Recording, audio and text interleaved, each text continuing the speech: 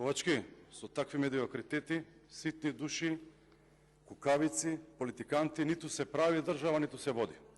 Колку само на моменти не достига старото ВМРО ДПМН од 90-тите години, кои што и покрај сите различности со својот ривал СДСМ имаше достоинство и сен за стратешките интереси на државата за интеграција во Европската унија и НАТО. Секогаш беше доблесна да даде поддршка за консензус за перманентен успех на државата и на народот. Сега на политичка сцена имаме ВМРО ДПМН како позиција која е зависна од власт, исто како што Мицковски е зависен од парите од Будимпешта.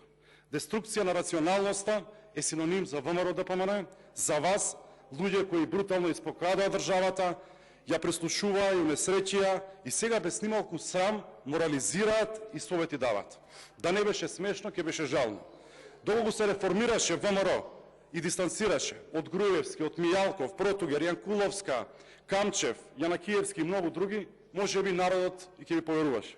Ама кога сте зависни од форинти конвертирани во денари, едноставно мора да одработувате и да дозволите да бидете киднапирани од политичари кои се против Европска унија и НАТО. И едноставно е, мора да лажете, секој еден ден да лажете. За да го потврдам она што го зборувам, оделив топ 10 лаги на Христијан Мицковски.